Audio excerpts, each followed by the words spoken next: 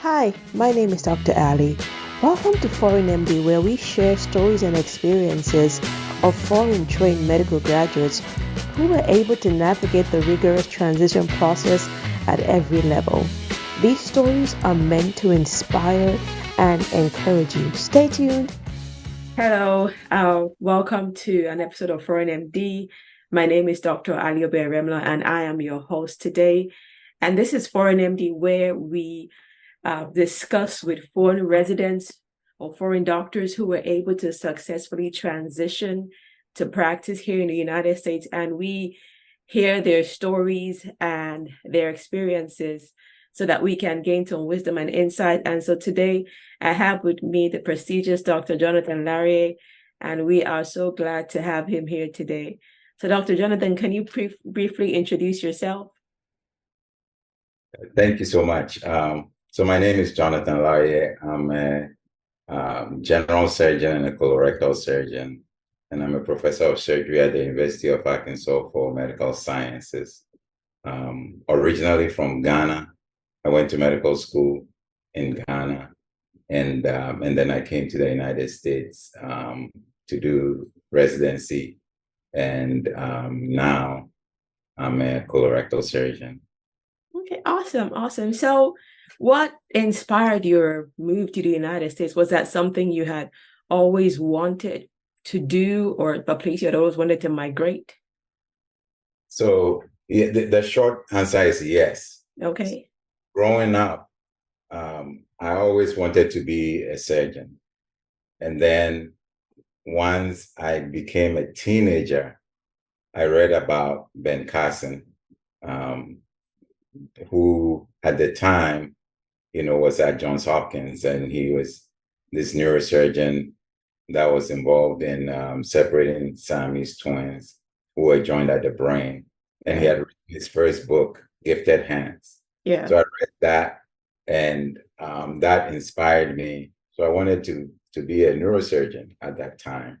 And so throughout like secondary school, going through medical school, I always had a plan, to come to the United States. Okay.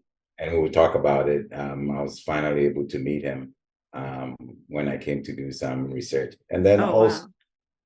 also, uh, after, in Ghana, the way our educational system was, it was a very long journey, so we used to have primary school, then middle school, which was 4 years, then secondary school, which is 5 years, then sixth form, which is 2 years, then you do national service before you go to the university. So by the time I was done with my sixth form, I got admission to Dartmouth College here in the United States. Come and do my university education. But I decided that I'll stay in Ghana and go to medical school because that was going to be a shorter route for me than coming here and doing 4 years of college and then 4 years of medical school. So so I always had a plan to come here. It's just that the route that I took was different than what originally a convention. Okay, awesome. So during that time, so you were in college, were you getting all the preparation done to transition here with that goal in sight? What did that take for you? So because I decided to stay in Ghana and go to medical school instead of coming to college in the United States, I already had a plan. Okay. So after my MB3, the plan was to do step 1. Okay. And so I did it that way. And then before my final MB, the plan was to do step 2. Okay. So I already had that plan and worked according to that plan. And then by the time I finished, then they added the clinical skills assessment. So I was probably one of the first groups to do that exam. At the time, it was only for foreign medical graduates. So so then, and it was only done in Philadelphia. You could only do it in Philadelphia. So It was after I came to the United States that then I did it. Yes. Okay, so you did all your boards pretty much before coming here. Yes, before I finished medical school. Okay, okay. Was that hard preparing for your boards at the same time that you were doing your courses over there? Not really. Okay. Um, it I mean, I so for I would say thankfully, um, for some reason, God kind of gave me this ability to plan and to self-study. So, Okay. in Ghana, like back in the day, during what we call the long vacation, the equivalent of summer vacation here, Yeah. people go for vacation classes, right? And I never got the chance to do so, even though my older brothers did. Yeah. So I had to study by myself. And so I was able to plan things out. I look at the whole curriculum and say, okay, by this time I should have done this much. By this time I should have done this much. So thankfully I was able to do those things. I was able to prioritize things, and so I was able to make it work. Okay. Awesome. So would that be a route that you would advise someone who wants to come to the United States to try to get their boards done before coming here? So everybody's different. I think, everybody needs to understand what their strengths are, and play to their strengths. Okay, so not many people kind of went that route, and it's okay to finish your medical school. For a lot of people, they do the steps when they are doing their housemanship, Yeah. Yeah. and then others, after their housemanship, they come to the US to do a master's in public health or something like that. And then they find some time, or after they're done, they find some time to study and do it. So, everybody's circumstance is different. So I think, you should not pattern your life after someone else. You look at what your strengths are, and then look at what your circumstances are, and then you work according to that. Okay, awesome. So here you are, you've done your boards, you passed, you've come here. How was did you just get into residency straight? Like how did that process go with you? Okay. So I mentioned that early on, um, I had read about Ben Carson, and I Yeah. wanted. So whilst I was in medical school, I went to Johns Hopkins to do a research elective. Okay. So I did that in neurosurgery because at the time that's what I wanted to do. Oh, And that's new. I didn't know that. Okay. that's where I met Ben Carson. Okay. So I spent a whole kind of summer Yeah.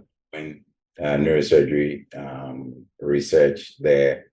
And so when I came back later on, after I'd done my housemanship in Ghana, I still went to the professor that I worked with. And even though it was not in an official capacity, I wrote a couple of papers with him. Okay.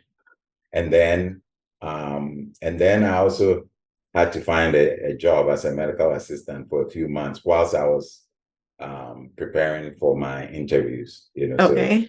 yes, so so I moved to the United States in January. Mm-hmm. Um, I ended up kind of applying the following year. So Okay.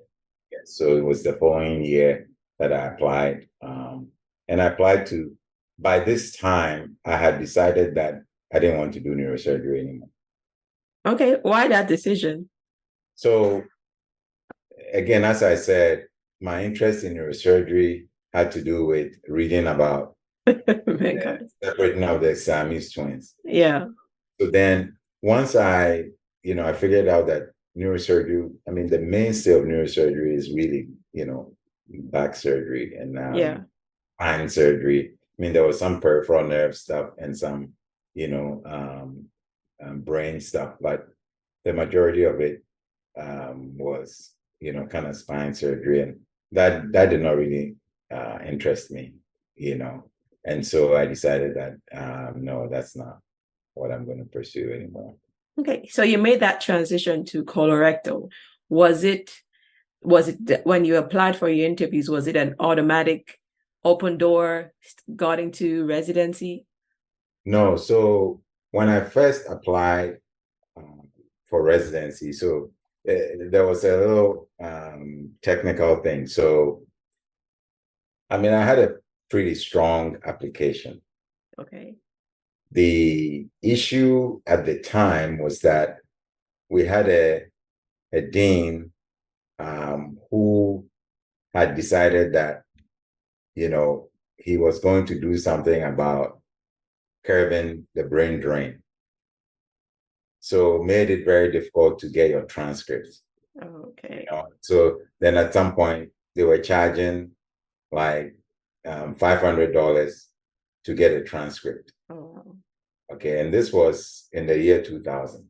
Oh, wow. So I decided I wasn't going to use a transcript to apply, and several institutions were like, "Your application is not complete. If you can get us your transcript, we will give you an interview." Right. So I decided only those who were willing to give me an interview without a transcript were the ones that I was going to go with. And then I also applied to both general surgery and internal medicine. Okay. And then I marched into internal medicine. Oh, okay. So I did a year of internal medicine and then reapplied the following year. Okay. So why the choice of internal medicine? Was that just kind of looking for options? Was that ever going to be a career path for you? So If well, internal medicine was like a backup. Okay. Okay. So I applied to surgery, and then internal medicine was a backup in case I didn't match in surgery. Then at least I will have something to do, right? Okay. Secondly, um, thankfully I was really good in everything. So even in internal medicine, when I did that year of internal medicine, I mean, I was really liked, and up till now, 20 something years later, I mean, I'm still friends with the people there. They still remember me. And one of the things that they said, "Oh, this guy is too nice to be a surgeon." You were like, "Well, if you go and you don't like it, come back. We'll take you back." And I've stayed in touch with them, up till now. So anyway, so I reapplied the next year, and then I got into surgery. Yes. Okay, awesome. So, um, residency. So you're from a foreign country. You've stayed about a year in the States, and then you met. How was that transition in residency? I mean, was it you just went in and then everything just went smoothly? Were there any challenges? I mean, just give us your experience with that. Yeah, yeah. I mean, it wasn't very smooth, but it wasn't too difficult, Okay. So, I mean, there were certain things that definitely, I was not accustomed to.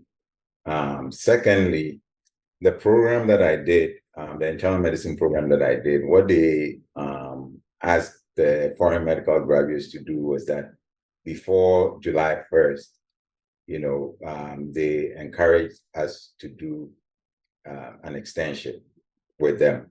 So Okay. once you had matched there, they know you were coming. So you come in, and actually it wasn't even an extension. It was more than an extension because you were embedded with a team. You had patients. You Rounded. rounded. You got to know the electronic medical record and all that before you started. So that made for a smooth transition initially. But obviously, there were other things when it came to like ventilatory management. Some of those things, yeah, I mean, I knew about it In from theory. a head knowledge, but from practical standpoint, it took a while to get some of the things that we were not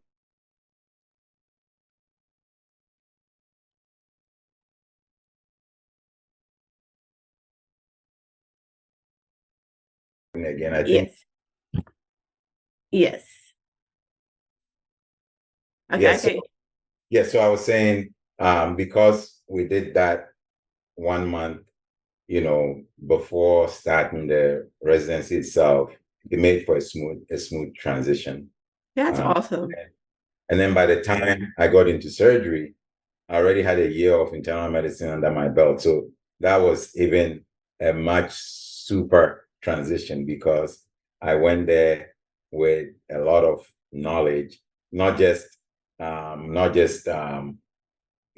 knowing the system, but I had medical knowledge, Medical knowledge in addition to which awesome. made me super strong. Yeah, so that was a good thing. Yeah. Awesome, awesome. So now I'm assuming at this time, were you married? Were you single? Did you have kids? I mean, how was that transition for you? So I was married before I moved to the United States. So Okay. I got married just towards the end of housemanship. Oh wow. And Okay. so 3 months later, we were in the United States. So Okay. yeah, we got married in September. In January, we moved. Okay. Yeah, so during this time, I was married. We didn't have kids yet. Okay. We had our first child when I was a fourth-year resident. Okay. Okay. So was it in terms of the transition for you with that and your spouse, it was easy because it was just the both of you. So when your child came in the fourth year, how were you able to balance parenthood and residency at that time? So by this time, I was a senior resident, and surgery is difficult, right? I mean, you are up most nights. You are, so you learn to juggle a lot of things, and you can, in that sense, you know, um, you could make things work. I mean, there were times when it was just the two of us that I was on call Q2, Oh, wow. and that means that even though I slept on the same bed with my wife for 2 months, we didn't see each other because by the time she gets back, I'm asleep. And by the time I wake up at 4 a.m. to go to work, she's asleep, So like there was that period, there were times like that.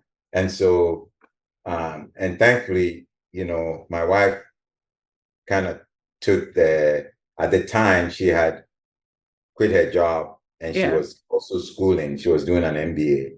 Okay. So she had more time. Um, and so that helped a lot. Yes. Awesome. So what I'm hearing is that having a supportive spouse pretty much that understood what it took was Yes. very instrumental in making sure that you stayed focused in that journey. Yes. That. Awesome. Awesome. So were there things you wish you had known before this whole process that you think would have made it a little bit easier for you or smoother? Yeah. Yes. I mean, I'll say a few things. So I already mentioned, about the um, the transcript issue. Yeah. Right. And I mean, looking back, I think I would have just gotten the transcript and that would have opened, more doors because there were several programs that, actually called me and said, we like your application. If you can get us the transcript, we'll give you an interview. So that's one. Secondly, so there was a time when I was a fourth-year resident, well, third year going into fourth year, and our chairman left. Okay, and so I decided to leave as well, and I went and interviewed um, at Henry Ford Hospital, and they really liked me. They sent me a contract. Then that's when I went and told our new chair that I'm leaving. And the amount of pressure that was put on me, they brought So, Dr. Jonathan, were there things you wish you had known earlier in this journey that you think would have made the transition smoother, or lessons that you wish you had learned prior to starting this process? So, I mean, in a lot of ways, I would say yes and no. Okay. Right. Yes, I previously mentioned the transcript issue, which I didn't use, Yeah. and which then narrowed the number of places that I could get interviews at. Yeah. Okay. And so, looking back, I probably should have just, gotten the transcript. And then the other thing that I was talking about, which is not necessarily the transition, but this was during the time of my residency. Between third year and fourth year, our chairman left, and so I decided to leave. And I interviewed for a fourth year position at Henry Ford, and they really liked me. So they sent me the contract. I talked to the new chair, and they brought everybody from the president, medical officer, anybody who mattered in the organization to come and beg me to stay. And so, I had to then tell the Henry Ford people, sorry, I'm not coming anymore. Oh, wow. And that's something that, looking back, it's like, but again, God orders our steps. Yeah. Along the way. So it's like, what would have happened? Yeah. Yeah. Now, another thing that I probably could have done better. So I told you when I did some research at Johns Hopkins, and then I worked with the professor. So during the time I was doing research, there was this other professor who would come in and tell me to do something different, and I was like, who is this person? I don't know this person. Yeah. Not, he was the chair of neurosurgery. Oh, wow. And I kind of always deferred to my own professor that I was working with. Yeah. And so later on, when I found out, and then I realized the person who did this research before me got a letter from him, and he marched into neurosurgery. He was from another country as well. Yeah.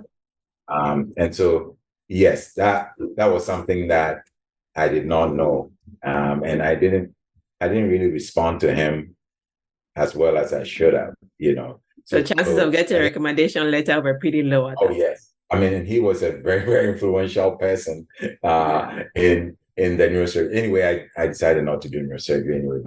But from that perspective, so I think the issue is wherever you are, you don't know who is who. Yeah, yeah. Really important for you to be respectful and treat everybody, like your life depended on it. Yes. Yeah. Okay. Awesome. So now you are where you are, and I know that you've had a couple of accomplishments with your time as a surgeon. Do you mind listing a couple of them for us? I'm not sure what that means. You won a couple of awards, right? Yeah, so in your time over there.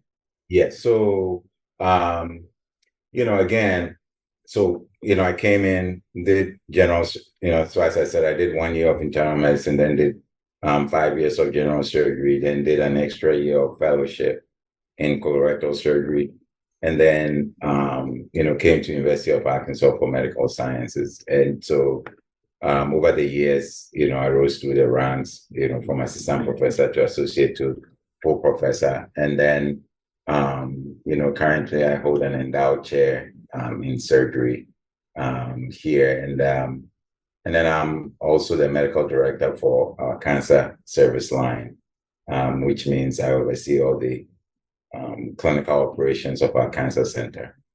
So those are,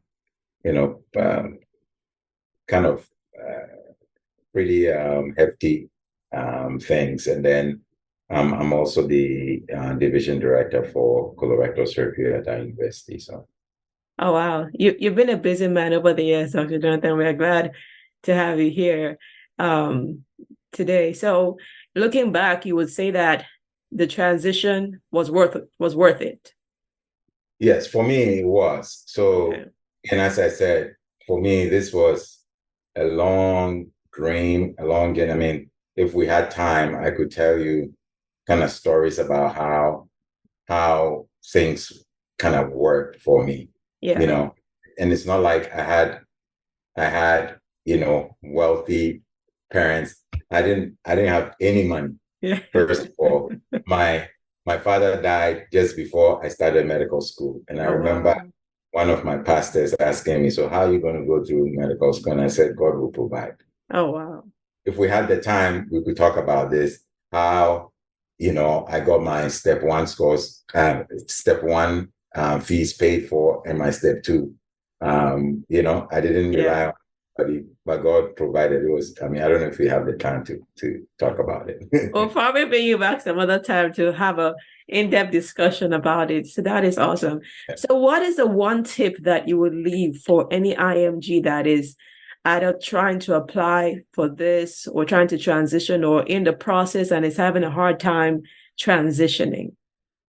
So I think there are different levels of transition. Okay. The first part is even the decision. Yeah. And for some people, it's a hard decision between should I go or should I stay? Yeah. And I think, first of all, you should, do soul searching, Yeah. pray about it and understand what your purpose is and where you're supposed to be. Because there are people who have stayed in their country. Some of my mates, they've stayed in Ghana and they are doing extremely well. And some of them may not have done as well if they had come here. So everybody has where they need to be. So I think that the first part is the decision, Yeah. right? And like I said, I already knew I was coming way before I even started medical school. It's Yeah. not the same for everybody. That's okay. Yeah. If you're going to make a decision. Secondly, sometimes if you make the decision too late, it may be too late because when you're trying to transition after you've been out of medical school for several years, it becomes harder. Yeah. Not only from your personal level, but also programs. Programs don't like to take people who have been out of medical school for a long time. So yes. So you were saying that programs do not like to take people that have been out for too long? yes. So programs, do not like to take people who have been out of medical school for too long. Now, if you've been doing some research or, doing masters in something, those can be helpful. But if you've been out for about 5 years or more, then that becomes, it just limits. It doesn't become impossible, but it limits the number of programs that would like to Accept you. yes. So anyway, we were talking about people who are having a difficult decision transition. Yeah. Yes. So I talked about the decision being one. The second one is the financial aspect of it. Because sometimes it means you have to move to the United States and be able to, have enough resources to register for the exams and do them. And then also when it comes to interview season, applying to programs cost money. And now a lot of programs are doing Zoom interviews, but previously you had to travel to every program. And so you can imagine if you're traveling to 20 programs, that was a lot of money. That's a lot of money. Yes. So that's the other thing. And so you have to plan towards that. And sometimes it means that you may have to, work and save some money to be able to do that. So that's another one. The other difficulty in transition, which I tell people is the most essential, is that when you are preparing for your step one and step two, you have to make sure that you are well prepared before you do it. Because there's no do-overs. You only get a do-over if and failing also doesn't help. Yeah. So I tell people, you do the mock exams online. They have MBMEs. Yeah. Exams, and make sure that you are scoring well before you register for the exam. Even after you've registered for the exam, you can postpone it 3 times. Yeah. So do that rather than to go and get a very low score, because getting a very low score can create a lot of hindrances for you. And hard days. So that's another thing that I would advise people to do. The other thing is that there are certain specialties that are very difficult to get into. Yeah. Doesn't mean that they are impossible, but it may take a very long circuitous route to get there if you want to get there. And some of them are quite difficult. Yeah. For example, if you want to do orthopedic surgery, for example, you may have to, first of all, you have to understand that you have to score extremely high on your STEP scores. Yeah. Then number 2, you may have to spend some time doing some research and publishing papers with an orthopedic surgeon in a reputable institution. Yes. And some of those can open doors for you. But some people don't even try. They just tell them, you cannot get into surgery, you cannot get into this, you cannot get into that. And so then they default to what is easiest, even though in their heart of hearts, they want to do something else. So I would say, prepare really well. Yeah. And then don't limit yourself. Now, again, you can, like I said, I initially applied to surgery and I had internal medicine as a backup. Yeah. Right? So I still got in the system and then I reapplied. Sometimes it may take some of that. And there are times when you may, realize that, let's say you wanted to do one particular thing, you got into a different one and you actually found your calling in that. Yeah. Yeah. So those can happen. So those are some of the things that I would tell people who are trying to transition. Then the last thing that I would say is that, when you get the chance to come to the United States, if you are coming because you want to do residency, please don't come with your whole family at once. It will be so difficult for you. Come, get established, and get, a good stream of income before you get your family here. Yeah. So the last thing I was saying was that if you get the chance to come to the US, don't come with your whole family at once. Come and get established before you bring your family. Because even before you start residency, or let's say, assuming you've gotten into residency, if you bring your entire family with you, you will not have the time to pay attention to your work, because your family is and there are so many things that go with having family, especially children. You in the United States. And so you have to come in, get settled before you bring your family. That's a very important lesson that people have to learn.